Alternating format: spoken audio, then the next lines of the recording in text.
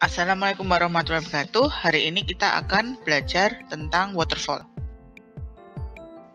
Apa itu waterfall? Waterfall adalah sebuah proses software development yang mengalir seperti tangga, sehingga harus selesai dalam satu fase untuk bisa masuk ke fase berikutnya.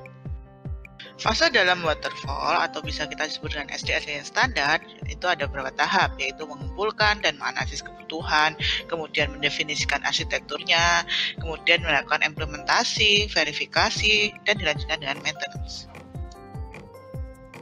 Fase pertama dalam software development adalah mengumpulkan dan analisis kebutuhan. Pada tahap ini, kalian akan mengklarifikasi apa yang dibutuhkan oleh klien dan kemudian didokumentasikan dalam bentuk SRS. Fase selanjutnya adalah membangun gambaran ataupun arsitektur dari software yang akan dibuat. Dalam membangun arsitektur, maka yang dipikirkan adalah komponennya, tipe atau modelnya, interaksi antara aplikasi dengan manusia, kinerja, fault tolerance, ketahanan, kemungkinan diperpanjang, penggunaan pihak ketiga, dan keamanan. Fase selanjutnya adalah implementasi atau pembuatan software. Implementasi pembuatan software dilakukan dengan melakukan programming atau coding dan testing. Tahap selanjutnya adalah verifikasi yang dilakukan untuk melakukan quality assurance terhadap software yang telah dibuat. Walaupun sudah dilakukan testing di tahap sebelumnya oleh programmer, kemudian dilakukan testing kembali oleh tester secara fungsionalitas, performa, keamanan, dan kemudahan pengguna.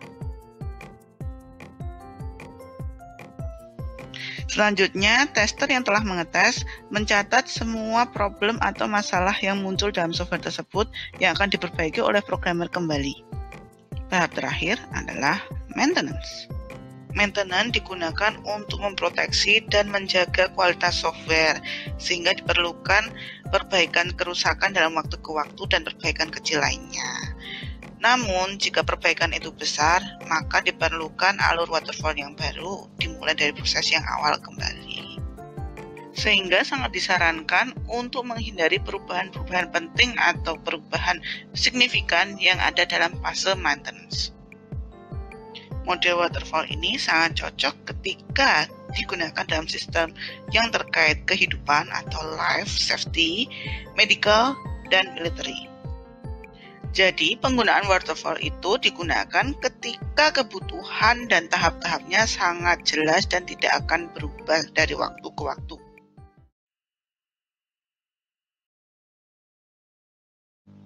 Assalamualaikum warahmatullahi wabarakatuh. Hari ini kita akan belajar kelebihan dan kekurangan dari model waterfall. Kelebihan dari model ini adalah spesifikasi dan desain dari software yang akan dibuat sudah terdefinisi dengan baik. Semua masalah yang akan muncul sudah dapat diidentifikasi sebelumnya, karena sebagian besar sudah berpengalaman dalam bidang. Kekurangan utama dari model ini adalah sangat tidak fleksibel, karena jika ada perubahan sewaktu-waktu ataupun permintaan klien untuk menambahkan fitur tertentu tidak dapat dilakukan. Ini terjadi karena ada asumsi bahwa seluruh requirement-nya telah terdefinisikan sebelumnya dengan baik. Namun, realita itu tidak akan pernah terjadi karena tidak ada customer yang sangat tahu betul apa yang dia mau. Karena itu, requirement yang jelas dari awal akan susah didapatkan. Terlebih lagi, dalam fase definisi arsitektur akan membutuhkan waktu yang sangat lama pula. Maka dari itu, diperlukan waktu yang lebih dalam membuat arsitektur itu sendiri. Apalagi dalam model waterfall ini, fase berikutnya tidak akan dapat dilakukan jika fase sebelumnya tidak dapat terselesaikan. Maka dari itu, kekurangan model waterfall ini adalah tidak dapat langsung turun ke bawah atau dilakukan secara paralel. Terus, kapan kita harus bisa menggunakan model waterfall? Yaitu ketika kita sudah tahu persis apa yang akan kita buat. Lingkupnya, kebutuhannya, semua tidak akan berubah sewaktu-waktu.